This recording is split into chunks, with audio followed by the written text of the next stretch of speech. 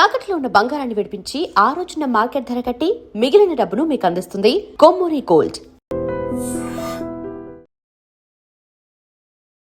Iran మీద America Israel చేస్తున్నటువంటి యుద్ధం వల్ల భారతదేశంలో గ్యాస్ కి కొరత ఏర్పడిందా? ఇప్పటికే గ్యాస్ సిలిండర్ మీద 60 రూపాయలు పెంచినటువంటి కేంద్ర ప్రభుత్వం ఇప్పుడు షార్టేజ్ సమస్యతో ఒక క్రైసిస్ లాగా ఏర్పడింది అనేటువంటి భావన ప్రజల్లో ఎందుకు కనిపిస్తోంది? ప్రతి చోట హాస్టల్స్ కావచ్చు, రెస్టారెంట్స్ కావచ్చు, లేకపోతే హౌస్ హోల్డ్గా యూజ్ చేసుకున్నటువంటి గ్యాస్కి ఒక క్రైసిస్ ఏర్పడింది అంటూ లైన్లలో నిలబడుతున్న వారి సంఖ్య ఎందుకు పెరిగింది? కేంద్ర ప్రభుత్వం ఏం చేయబోతోంది? మనతో పాటుగా ఉన్నారు సీనియర్ జర్నలిస్ట్ సురేష్ కొచతి గారు.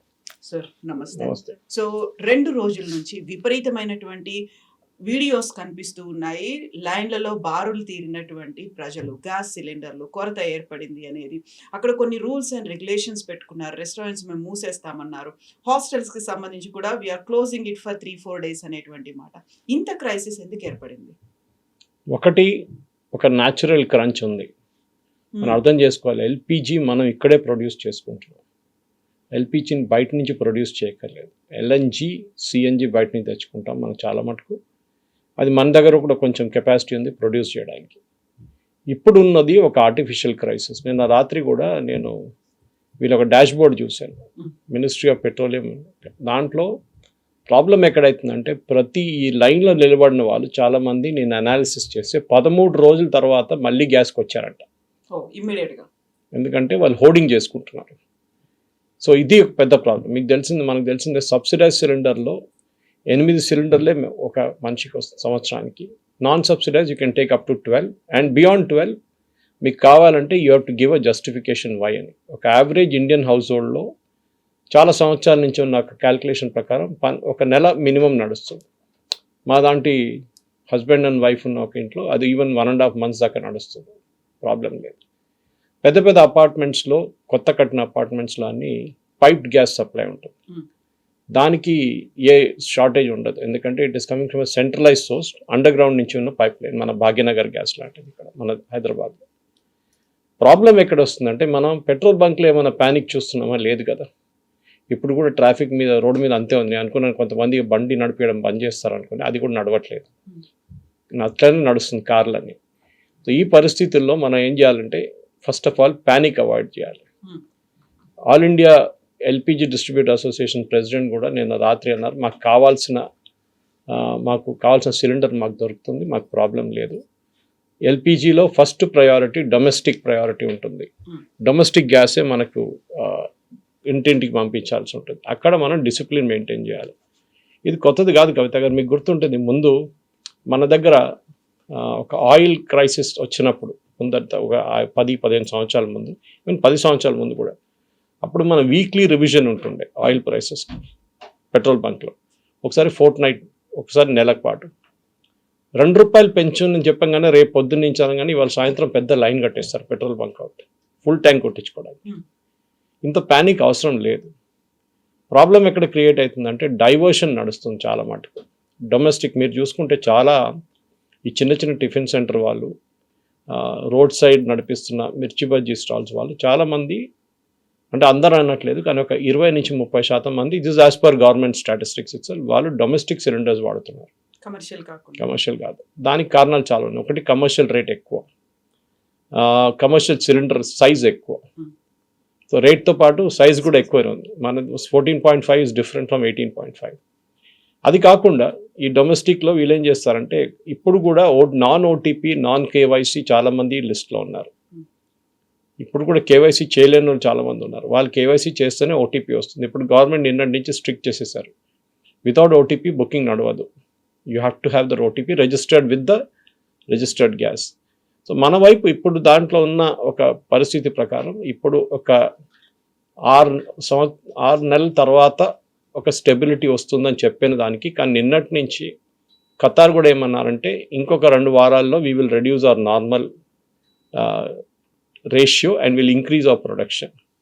వాళ్ళు పెంచుతారంటున్నారు, ఎందుకంటే ఆల్మోస్ట్ 40% వరల్డ్ది ఉన్న గ్యాస్ ప్రొడక్షన్ ఖతార్ నుంచి వస్తుంది. కానీ మనకి ఎల్పిజితో సంబంధం లేదు. అది that is more of CNG and liquefied natural gas, LNGs. మన దగ్గర ఫర్టిలైజర్ సెక్టర్కి సప్లై ఉంది, అది తగ్గించేస్తున్నారు, 70% చేసేస్తున్నారు. టీ గార్డెన్స్కి పంపిస్తారు, అక్కడ టీని లీవ్స్ని వీళ్ళు ఏం చేస్తారు, ఒక కైండ్ ఆఫ్ ఒక హీటింగ్ చేస్తారు, ప్రాసెస్ ఉంటుంది, దానికి 80% సప్లై పంపిస్తున్నారు. ప్రాబ్లం ఎక్కడ వస్తుందంటే మన దగ్గర చాలా మటుకు ఉన్న రెస్టారెంట్లు కానీ హాస్టల్స్ కానీ మీరు చెప్పినట్ల వాళ్ళు దీంట్లో ప్రాబ్లం వాళ్ళకి క్రియేట్ అవుతుంది. ఇప్పుడు చాలా దగ్గర మనం చూసుంటాం, ఈవెన్ ఇంక్లూడింగ్ మా అయ్యప్ప దేవస్థానం బొలారంలో కూడా we don't use cylinders much. కుకింగ్కి ఒక పార్ట్ యూజ్ చేస్తాం కానీ చాలా మటుకు రైస్ కానీ మిగతాదంతా స్టీమ్ మీద నడుస్తుంది. ఇట్స్ స్టీమ్ బేస్డ్ కుకింగ్ ఉంటుంది. అది చాలా మటుకు సోర్సెస్ నుంచి చేసుకోవచ్చు. ఒకటి సిలిండర్ నుంచి చేసుకోవచ్చు, ఒకటి అది కాకుండా పైప్ గ్యాస్ నుంచి కూడా చేసుకోవచ్చు, మూడవది we can be done through పాత సిస్టమ్ ఆఫ్ కట్టెలు పెట్టి చేసుకోవచ్చు. అది మనం చూస్తున్నప్పుడు హలీం తయారు చేస్తున్నారు మన హైదరాబాద్లో, ఇప్పుడు సీజన్ హలీం సీజన్. హలీంకి డోంట్ నీడ్ గ్యాస్, ఇన్ఫ్యాక్ట్ అది చేయాల్సిన కట్టెలతో చేయాలి, స్మెల్ ఆ టేస్ట్ దాంతో వస్తుంది. ఈవెన్ బిర్యానీలు కూడా అంతే, ఆ టేస్ట్ ఉంటుంది, ఫైర్వుడ్ టేస్టే ఉంటుంది.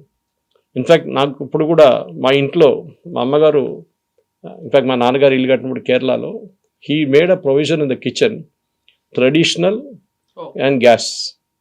ఎందుకంటే నాట్ దట్ షార్టేజ్ వస్తుందని కాదు, కొన్ని items can be cook best on the firewood అనమాట. అదే చాలా మటుకు మా దగ్గర కంజి అంతా ఉంటుంది కేరళలో, we have that rice gruel kanji అంటారు, best cooked on firewood అని, ఆ టేస్ట్ సపరేట్ ఉంటుంది. కానీ ఇప్పుడున్న క్రైసిస్, మీరు అంటున్న క్రైసిస్కి చాలా మటుకు మనకి ఇప్పుడు మీరు చూస్తున్నారు, బంగ్లాదేశ్ సంగతి చూస్తున్నారు, Sri Lanka, Nepal is land locked, వాళ్ళకి ఒక యాక్సెస్ కూడా లేదు పోర్ట్ నుంచి.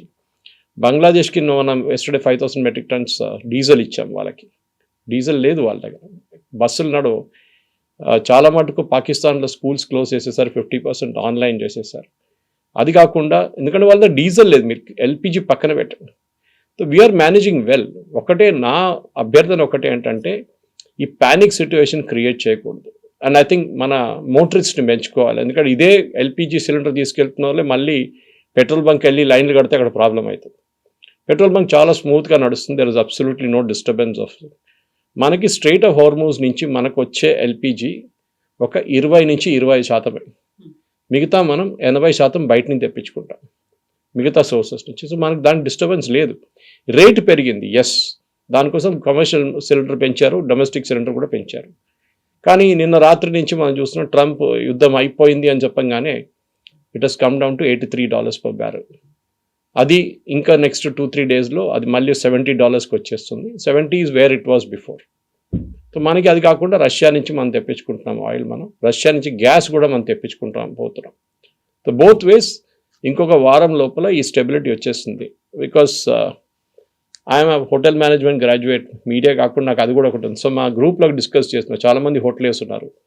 వాళ్ళు ఏమన్నారంటే ప్రతి సిటీలో ఈ మినిస్ట్రీ ఆఫీషియల్ ఇండియన్ కానివ్వండి, హెచ్పిసిఎల్ కానివ్వండి, బీపీసీఎల్, వీళ్ళందరూ మీటింగ్ నడిపిస్తున్నారు రెస్టారెంట్ ఓనర్స్తో. మీకు కెపాసిటీ చెప్పండి, మీకు ఎంత కావాలని, మీరు హోర్డింగ్ చేయకండి, మేము మీకు ఇస్తాం, but don't hold the cylinders. అది చాలా మటుకు, ఎందుకంటే 30% సిలిండర్స్ మిస్సింగ్ ఉందంట, అప్పుడు సర్క్యులేషన్ లేదు, ఎక్కడ పోయింది తెలియదు ఎవరికి. అంటే గ్యాస్ కంపెనీ వాళ్ళ దగ్గర లేదు, డిస్ట్రిబ్యూటర్ దగ్గర లేదు, అది కాకుండా రీఫిల్ కూడా రావట్లేదు. అంటే 30% ఎక్కడో దాచిపెట్టారు, అంటే hoarding. That normal human tendency అది.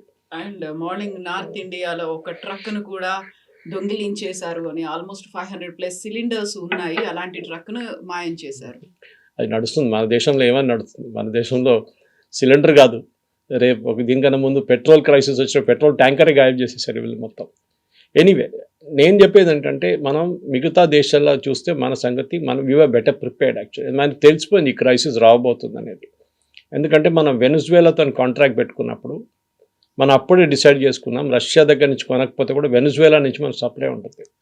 ప్రధానమంత్రి గయానాకి వెళ్ళినప్పుడు చాలామంది అడిగారు, ఎందుకు వెళ్ళారు గయానాలో ఏముందని. Guyana is the big supplier of fuel, crude oil అవసరం ఉందా అని అడిగారు. క్రూడ్ ఆయిల్ సప్లై ఉంది అక్కడ కూడా. సో చాలా మటుకి క్రూడ్ ఆయిల్ సప్లై నడుస్తుంది ఇంకా అక్కడి నుంచి కూడా. So we are getting it from different sources. ఏంటంటే సింగులర్ సోర్స్ సౌదీ అరేబియా కాకుండా మల్టిపుల్ సోర్సెస్ని తెప్పించుకుంటున్నాం. మనకు అందరూ తెలిసిందే కవిత గారు, వరల్డ్లో number 1 gas producer, gas that is LNG and liquefied natural గ్యాస్లో చాలా మటుకు కమ్స్ ఫ్రమ్ ఖతార్ 40%. దాని తర్వాత సెకండ్ ఇస్ ఇరాన్, కానీ ఇరాన్ నుంచి ప్రొడక్షన్ 0. అక్కడే పెద్ద ప్రాబ్లం వస్తుంది. ఒకసారి ఇరాన్ని మీరు అలౌ చేస్తే ఇరాన్ సప్లై మీరు మార్కెట్కి వస్తే ఈ ప్రాబ్లం ఉండదు. మనం అర్థం చేసుకోవాలి దిస్ ఫస్ట్ ఆఫ్ ఆల్. దీంట్లో అన్నిటికంటే బెస్ట్ ఎగ్జాంపుల్ మీకు ఇండియన్ రైల్వేస్ దగ్గర. ఇండియన్ రైల్వేస్ ఒక 10-15 సంవత్సరాల ముందు నుంచి ఒక కాన్షియస్ డిసిషన్ తీసుకున్నారు. డీజిల్ ఇంజిన్స్ని మొత్తం మేము తీసేస్తాం completely, we will migrate to electric. ఇవాళ ఎక్సెప్ట్ ఫర్ యార్డ్లో మార్షలింగ్ కోసం ఇస్తే మిగతా అన్ని 100% almost we're in electric today. Diesel చాలా పెద్ద సేవింగ్, ఎందుకంటే Indian Railways one of the biggest consumers ఉండే డీజిల్ది. ఇప్పుడు అక్కడ తగ్గిపోయింది. సో మనం కూడా ఇప్పుడు చూడండి ఎలక్ట్రిక్ వెహికల్స్ గురించి మాట్లాడుతున్నాం. చాలా మటుకు ఎలక్ట్రిక్ వెహికల్స్ వస్తే ఏమవుతుంది, మళ్ళీ ఫ్యూయల్ క్రైసిస్ ఉండదు. మనకి ఎలక్ట్రిసిటీకి ఎక్కడ కిల్లట్లేదు. మనకి సోలార్ అనేది ఎక్సెస్ ఉంది మన దగ్గర. Sunlight is always there for 8 to 9 months year. Europe కాదు, యూఎస్ కాదు మనం.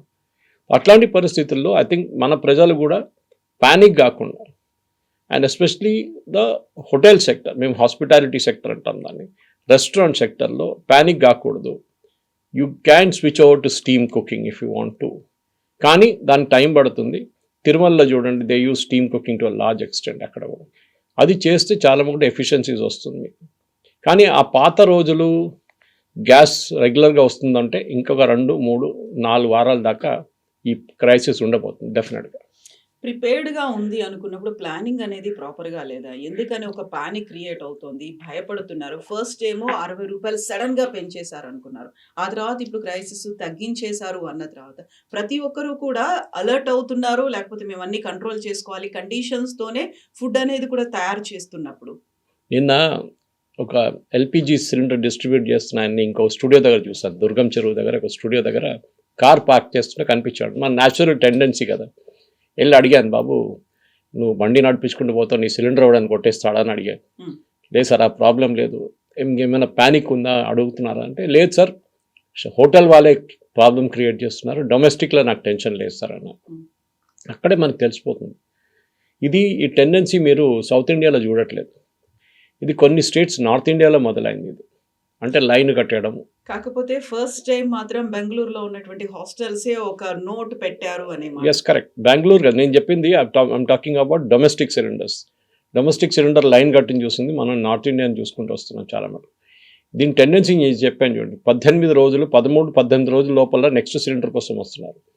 ఇప్పుడు దాకా మనకున్న రూల్ మనం చాలామంది మర్చిపోయాం. It is 20 days. అంటే మీరు ఆర్డర్ చేసిన ఒక సిలిండర్ తర్వాత నెక్స్ట్ సిలిండర్కి 20 days. దాన్ని ఇప్పుడు 5 రోజులు పెంచారు, 25 చేశారు ఇప్పుడు, which I think is sensible. కొన్ని రోజుల తర్వాత మళ్ళీ ఇది 20కి తగ్గొస్తుంది. కానీ ఒక లిమిటేషన్ ఉండాలి ఎక్కడైనా కానీ.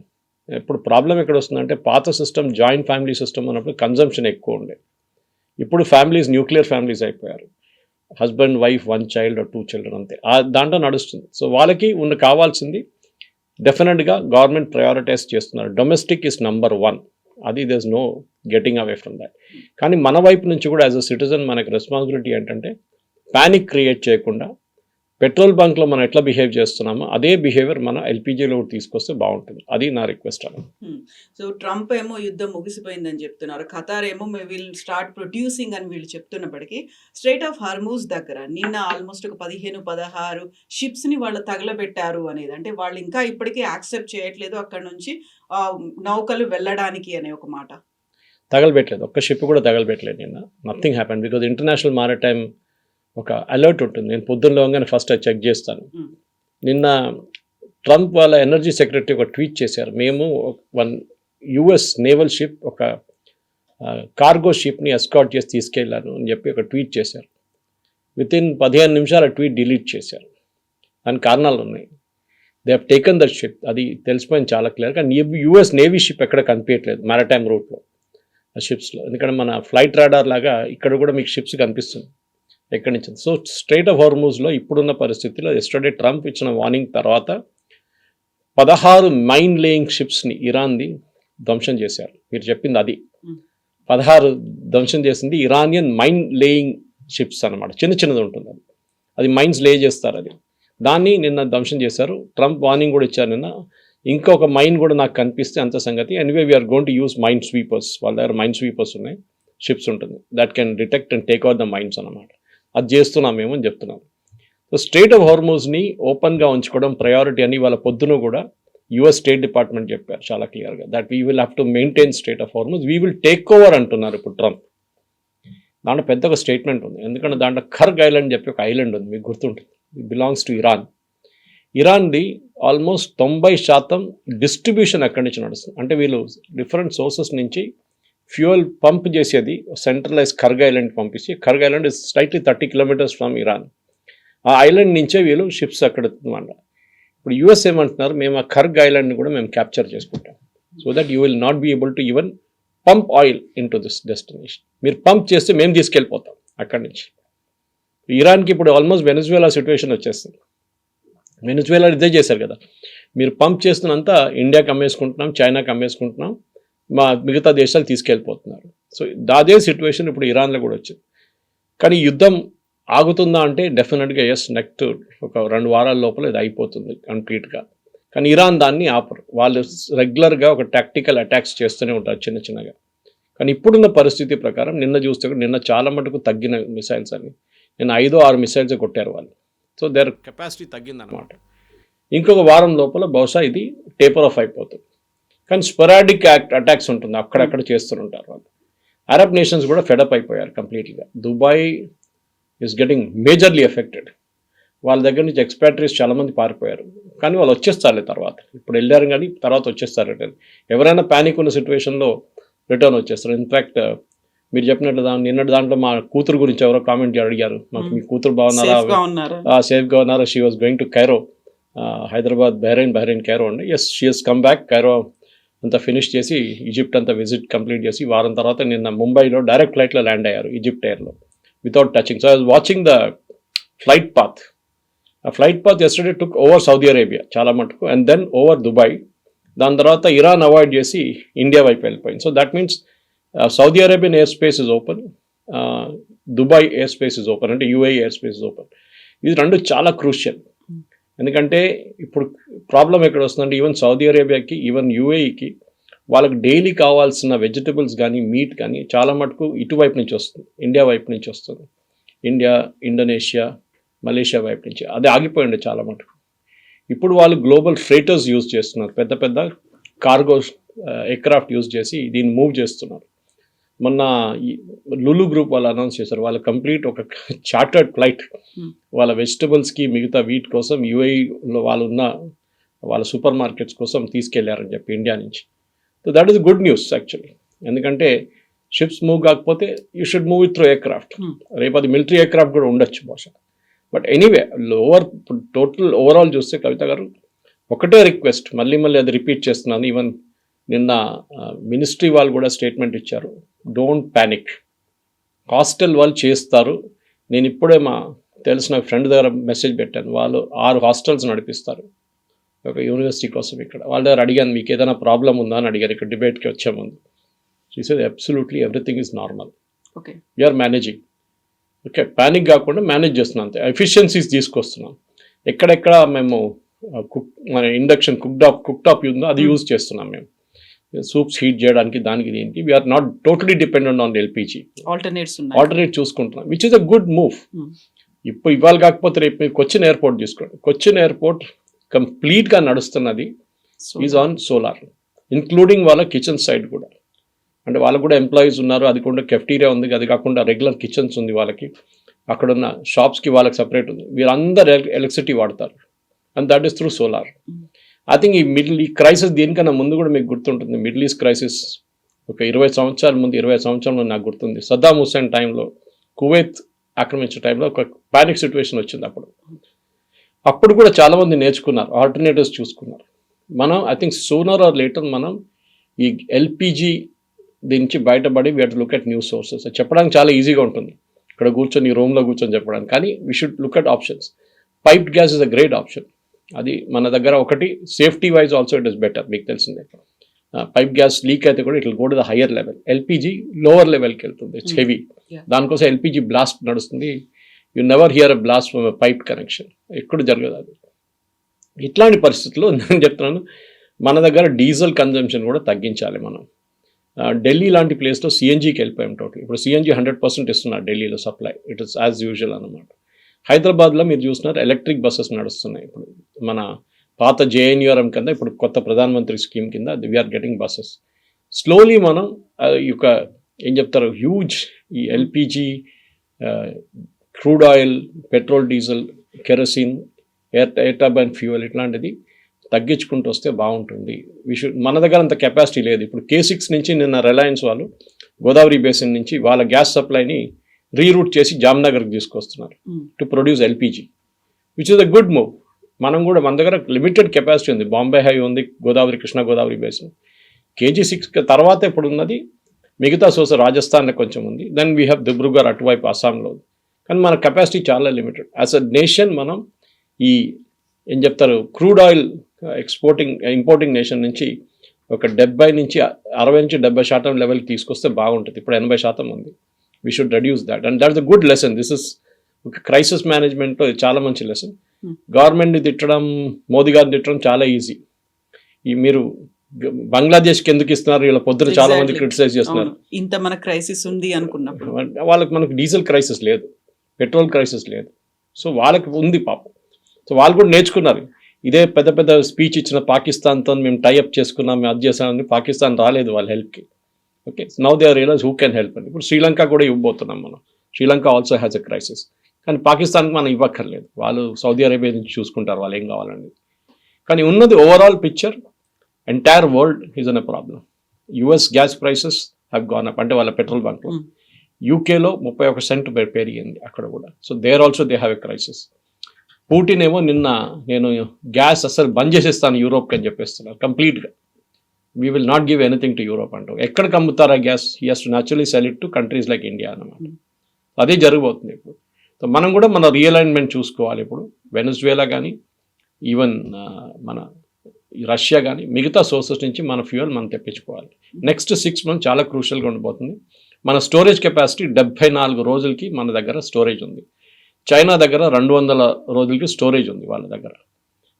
కోర్స్ ఎందుకంటే వాళ్ళ రీజన్ చాలా వైడ్ స్ప్రెడ్గా ఉంటుంది, వాళ్ళ కోస్టల్ ఏరియాస్ చాలా దగ్గర. సో మనం కూడా మన కెపాసిటీ ఇప్పుడున్న ఎమర్జెన్సీ కెపాసిటీ మన దగ్గర ఉంది చూడండి, 74 నుంచి అట్లీస్ట్ 100 రోజులకి తీసుకురావచ్చు. అంటే 3 నెలలకి మనకి ఫ్యూయల్ సప్లై ఉంటుంది. 0% వచ్చేస్తే కూడా వీలు. అండ్ స్టాక్ మార్కెట్ కూడా చూడండి, it has gone up yesterday. So ఇదన్నీ మంచి సంకేతాలే. చూద్దాం ఇంకా ముందుకెళ్తే ఏం జరుగుతుంది అనేది. మన దగ్గర పానిక్ ఉంది, కొన్ని చోట్ల క్రైసిస్ సిచ్యువేషన్ ఉంది. కొన్ని కంట్రీస్లో వర్క్ ఫ్రమ్ హోమ్ అనే ఆప్షన్ కూడా పెట్టారు ట్రాన్స్పోర్ట్ని కొంచెం కంట్రోల్ చేయడానికి. అన్ని దేశాలు కొంచెం భయంతో ఉన్నాయి, నష్టాల్లో ఉన్నప్పటికీ కూడా one and only country who is getting that benefit అనేది రష్యా మాత్రమే ఉంది. సో రష్యాకి మాత్రమే లాభం జరుగుతోంది అనే ఒక మాట. సో ఎంత లాభం ఉంది రష్యాకి? రష్యాకి లాభం అని కాదు, రష్యన్ క్రూడ్ ఆయిల్ ఇప్పుడు కూడా డిస్కౌంట్లో అమ్ముతున్నారు వాళ్ళు. ఎందుకంటే ఇంటర్నేషనల్ పేమెంట్స్ లేదు వాళ్ళకి, స్విఫ్ట్ నుంచి డాలర్ పేమెంట్స్ రాదు వాళ్ళకి. So it is rouble payments or ఆ కరెన్సీ పేమెంట్స్ చూసుకుంటున్నారు వాళ్ళు. డాలర్ పేమెంట్స్ లేదు రష్యాకి. It's major issue for Russia. కానీ మొన్న ప్రెసిడెంట్ ట్రంప్ పుటిన్కి ఫోన్ చేయడం అనేది చాలా పెద్ద సంకేతం అది. నిన్న కూడా చూసాను చాలా మటుకు అమెరికన్ ఛానల్స్లో మాట్లాడుతుంది, is Putin back in flavour అని చెప్పేసి. ఫేవర్ అండ్ ఫ్లేవర్, ఎస్, పుటిన్కి ఇప్పుడు ఒక పైచే వచ్చేసింది. ఎందుకంటే ఒకటి ఫ్యూయల్, గ్యాస్ అండ్ పాలిటిక్స్ 3 ఆడుకుంటున్నాడు పుటిన్ ఇప్పుడు. యుక్రెయిన్ మనం మాట్లాడిన బహుశా చెప్పాను అనుకుంటాను ఇది, that Putin will now demand Ukraine war మీరు ఆపేసేయండి, ఎక్కడున్నాం అక్కడ ఉండిపోతాం, then only I will supply fuel and gas అని చెప్పేసి. ఎందుకంటే ఈ వెస్ట్ ఏషియాలో చాలా పెద్ద ఒక లెసన్ మనం నేర్చుకున్నాం కవిత గారు. అమెరికన్ బేసెస్ పెట్టుకున్నారు వాళ్ళు. ఎందుకు పెట్టుకున్నారు అమెరికన్ బేసెస్? ఖతార్ ఉండొచ్చు, UAE ఉండొచ్చు, బహ్రెయిన్ ఉండొచ్చు, ఒమాన్ ఉండొచ్చు, సౌదీ అరేబియా, వీళ్ళందరూ అమెరికన్ బేసెస్ పెట్టుకున్నారు, పెద్ద పెద్ద బేసెస్, ఎయిర్ ఫోర్స్ బేసెస్. బహ్రెయిన్లో ఏమో naval base, US 5th Fleet. ఎందుకంటే వీళ్ళు వాళ్ళ ప్రొటెక్షన్ కోసం పెట్టుకున్నారు. ఏ రోజు వాళ్ళని అక్కడి నుంచి ఏదో ఒక ఆర్మీ కూ లేకుంటే ఇంకేమైనా కొంచెం రెబల్స్ వచ్చి వాళ్ళ కింగ్డమ్ని డీస్టెబిలైజ్ చేస్తారని భయపడి వీళ్ళు యుఎస్ని పెట్టుకున్నారు. కానీ ఇప్పుడు ఏం జరిగింది కవిత గారు? యుఎస్ వాళ్ళ సహాయంకి రాలేదు. వీళ్ళు ఇరాన్ మిసైల్ ఫైర్ చేస్తున్నప్పుడు యుఎస్ వీళ్ళని అడ్డుకుంటలేరు. యుఎస్ ఏమంటున్నారు, మేము మీ బేస్ నుంచి ఆపరేట్ చేస్తామనగానే మేము అలౌ చేయమని చెప్పారు. Why should we help you? ఇప్పుడు అరబ్ నేషన్స్ కూడా ఒక డైలమాలో వచ్చేసారు. యుఎస్ మీద మేము డిపెండ్ కాలేదు. యుఎస్ మనకి గివెన్ అ బిగ్ ఏం చెప్తారు, ఒక డిచ్చింగ్ అంటారు మనం. ఓకే, ద లాస్ట్ మినిట్ మనకి చేయించేశారు వాళ్ళు. మనం కాపాడుకోవాలంటే we have to take care of our cells. సడన్గా ఫిలిప్పీన్స్ ఇన్ని రోజులు బ్రహ్మోస్ డీల్ పక్కన పెట్టిన, రేపు చూద్దాం ఎల్లుండి చూద్దాం అనగానే ఇమ్మీడియట్ సైన్అప్ చేసుకున్నారు. నేను అది చూసాను. ఎందుకు? సంకేతాలు అదే. They have a threat from China. వాళ్ళకి అర్థమైపోయింది ఇంటర్నేషనల్ లెవెల్లో మీరు అడ్వాన్స్ ప్లానింగ్ చేయకుండా, మీరు ఆన్ యువర్ ఓన్ ఉండకుండా మీరు ఏం చేయలేరు. మొన్న కువైత్ అనుకుంటాను, వాళ్ళు ఒక సౌత్ కొరియన్ ఇంటర్సెప్టర్ యూజ్ చేశారు. నేను ఇవాళ దాకా వినలేదు సౌత్ కొరియా కూడా ఇంటర్సెప్టర్ ఉందని. యుఎస్ ఇంటర్సెప్టర్స్ మనం పేట్రియట్ లాంటివి విన్నాం, మనం థాట్ సిస్టమ్స్. ఇక్కడ సౌత్ కొరియన్ అండ్ ఇట్ 100% ఎఫిషియన్సీలో 6 మిసైల్స్ ఆపారంట వాళ్ళు. సో రేపు సౌత్ కొరియా కూడా ఒక పెద్ద ఆర్మ్స్ ఎక్స్పోర్టర్ కావచ్చు. యుఎస్కి అదే పెద్ద భయం ఉంది, ఎందుకంటే వాళ్ళ వెపన్స్ చాలా ఎక్స్పెన్సివ్గా ఉంది. ఒక పేట్రియట్ మిసైల్ $1 million, ఒక థర్డ్ ఇంటర్సెప్షన్ $9.6 million. అక్కడేమో వాడు 20,000 25,000 ఉన్న డాలర్ల డ్రోన్స్ పంపిస్తున్నారు. దాన్ని అడ్డుకోవడానికి $1 million పేట్రియట్ మిసైల్ యూజ్ చేస్తారు. Is it not economies of స్కేల్లో పనికి రాదు. ద మేజర్ రియలైజేషన్ ఈ యుద్ధం తర్వాత అరబ్ నేషన్స్లో ఒక పెద్ద మార్పు రాబోతుంది. యుఎస్ మీద ఉన్న వాళ్ళ కాన్ఫిడెన్స్ వాళ్ళకి పోయింది. యుఎస్ బేసెస్ని వెకేట్ చేయమంటున్నారు, కొంతమంది వెళ్ళిపోతున్నారని నిన్న న్యూస్ వచ్చింది. అది కాకుండా ఇరాన్ ఒక కొత్త కండిషన్ పెట్టారు నిన్న. స్ట్రెయిట్ ఆఫ్ హార్మోజ్ నుంచి మీ షిప్లు వెళ్ళాలంటే you first expel American official, embassy official మీ దగ్గర ఉన్న మీ క్యాపిటల్లో కానీ మీ మిగతా స్టేట్స్లో ఉన్న వాళ్ళని ఎక్స్పెల్ చేయండి, ఇజ్రాయేలీ అండ్ అమెరికన్ డిప్లొమాట్స్. కానీ అది జరగదు, అది వీళ్ళు చేయలేరు, వాళ్ళకి అంత ధైర్యం లేదు గల్ఫ్ స్టేట్స్కి. ఒక Catch-22 సిచ్యువేషన్లో వచ్చేసారు. సౌదీ అరేబియా లాంటి ఇంత డబ్బులున్న ఒక రాజ్యం కూడా ఇప్పుడు భయపడుతున్నారు ఇరాన్ని. ఆలోచించండి, ఆ పరిస్థితికి వచ్చేసారు ఇప్పుడు. దీని తర్వాత I think there'll be a major realignment. Egypt లాగా, జార్డన్ లాగా ఒక సెల్ఫ్ సఫిషియంట్ ఫోర్స్గా ఉండడానికి వీళ్ళెవ్వరిని వాడుకో. జార్డన్లో కూడా బేస్ ఉందనుకోండి, యుఎస్ బేస్ ఉంది, ఈజిప్ట్లో కూడా ఉంది, అంత ఓపెన్గా వాళ్ళు అడ్మిట్ చేయరు. కానీ ఒక మార్పు రాబోతుంది and I think it's a good thing. ఎందుకంటే వీళ్ళు యుఎస్ ఇప్పుడు సౌదీ అరేబియాని బ్లాక్మెయిల్ చేశారు ఒక 6 నెలల ముందు ప్రెసిడెంట్ ట్రంప్. అక్కడ వెళ్ళి మీరు 100 F-35 అన్నారు. సౌదీ అరేబియా 100 F-35 చేసుకొని ఏం చేసుకుంటారు? వాళ్ళు ఎవరితో యుద్ధం చేస్తున్నారు? మ్యాక్సిమం హూతీలతో యుద్ధం చేస్తారు అంతే. బట్ వై అనేది క్వశ్చన్ వస్తుంది అనమాట. సో దానికోసం ఒక ఈ అంతా మిడిల్ ఈస్ట్ క్రైసిస్ ఇప్పుడు అయిపోయిన తర్వాత ఒక మేజర్ రియలైన్మెంట్ రాబోతుంది. బహుశా దాంట్లో మనం కూడా మన వైపు నుంచి ఒక ఎఫర్ట్ పెడితే మన ఆయుధాలు వీళ్ళకి అమ్ముకోవచ్చు. And our missiles are equally good, no problem. అది మీరు అఫెన్సివ్ ఉండొచ్చు, డిఫెన్సివ్ ఉండొచ్చు. డిఫెన్సివ్ అంటే ఇంటర్సెప్షన్లో ఉంటుంది, అఫెన్సివ్ అంటే వాళ్ళ మీద బాంబు, దానికి మన బ్రహ్మోస్ పనికి వస్తుంది. ఇంటర్సెప్షన్కి ఆకాష్ లాంటి మిసైల్స్ పనికి వస్తుంది. ఇదన్నీ మనం కొత్తగా తయారు చేసి అమ్మొచ్చు. మన డిఫెన్స్ ఇప్పుడు ఎక్స్పోర్ట్ ఇస్ అరౌండ్ 34,000 crores. దాన్ని ఈజీగా మనం ఒక 50 నుంచి 60,000 కోట్ల దాకా పెంచుకోవచ్చు సంవత్సరానికి. Let us look at Gulf. మీరు ఆయిల్ అమ్మండి, మేము ఆయుధాలు అమ్ముతాం. ఈ కాన్సెప్ట్కి మనం రావాల్సి వస్తుంది. ఫ్యూచర్లో స్ట్రాటజీస్ ప్లానింగ్ అదే ఉండాలి, అది ఉండాల్సిందే. బ్లెస్సింగ్ ఇన్ ద డిస్గైస్ అని అంటారు. ఎందుకంటే one man's misery is other man's opportunity అంటారు. వాళ్ళ డబ్బులు తక్కువేం కాదు, డబ్బులు మస్తున్నాయి, కానీ వాళ్ళకి భయం ఏంటంటే వాళ్ళ security. And this particular instance ఓపెన్గా ఎక్స్పోజ్ అయిపోయింది. ఇరాన్ డ్రోన్స్ యూజ్ చేసి వాళ్ళ ఎయిర్ ఫీల్డ్స్ కొడుతున్నారు, వాళ్ళ రిఫైనరీస్ కొడుతున్నారు, వాళ్ళు ఏం చేయలేకపోతున్నారు. అడుగున్నారు 50 ఫైర్ చేస్తే 40 అడుగున్నారు, 10 ఏమొచ్చి పడ్డది. 100% ఇంటర్సెప్షన్ ఎప్పుడు ఉండదు.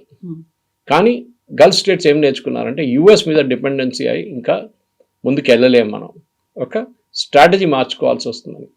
అది బహుశా నిన్న పుటిన్ ఇరానియన్ ప్రెసిడెంట్కి ఫోన్ చేసి మీరు యుద్ధం ఆపండి అని చెప్పినప్పుడు అర్థమైపోయింది రష్యన్ ఇన్ఫ్లుయెన్స్ ఎంత మటుకు ఇరాన్ మీద ఉందని. ఇరాన్ ఇప్పుడు ఎస్ వీ విల్ స్టాప్ అంటే then Putin becomes the biggest winner in all this. Trump పక్కనకి వెళ్ళిపోయాడు మొత్తం కంప్లీట్గా. అది పెద్ద ఒక లెసన్, జియో పొలిటికల్ లెసన్ దీని నుంచి. Yes, sir. Thank you so much, sir. Thank you.